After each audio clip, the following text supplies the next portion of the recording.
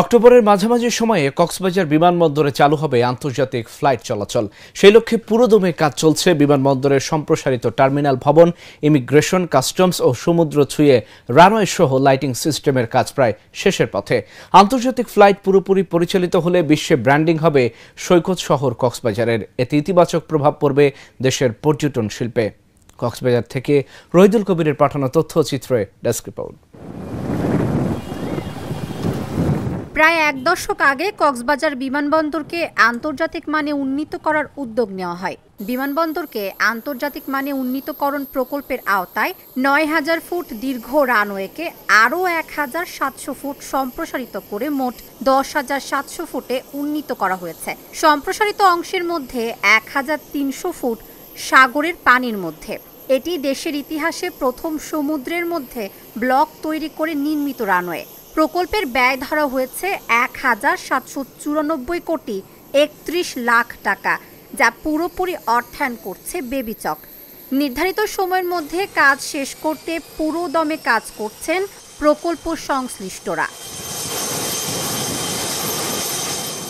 পর্যটন ব্যবসায়ীরা বলছেন, কক্সবাজার বিমানবন্দর যদি আন্তর্জাতিক রূপ পায় তাহলে এই অঞ্চলের পর্যটন খাতে আসবে আমূল পরিবর্তন। পাশাপাশি বাড়বে বিদেশি পর্যটকের সংখ্যা।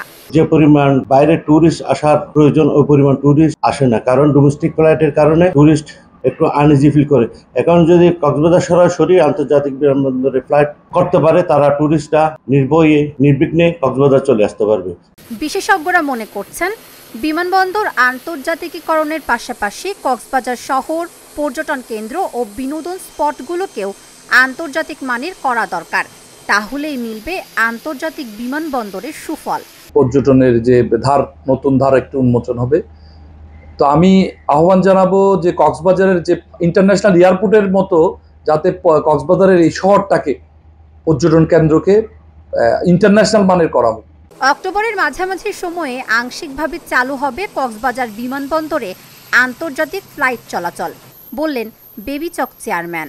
ইনশাল্লাহ অক্টোবরের মাঝামাঝি সময়ে আমরা আশা করছি হয়তো আংশিকভাবে এই এয়ারপোর্টটি আন্তর্জাতিক ফ্লাইট পরিচালনা করার জন্য আংশিকভাবে রেডি থাকবে এবং আমাদের সমস্ত চেষ্টা আছে, যত কষ্ট হোক, যত কাজের ব্যস্ত থাকুক, আমরা সেটা বাস্তবায়ন করার জন্য যা করা সবই করব। অক্টোবরে আন্তর্জাতিক রূপ পেলে কক্সবাজার বিমানবন্দর হবে দেশের চতুর্থ আন্তর্জাতিক বিমানবন্দর। Dhaka journal, news desk.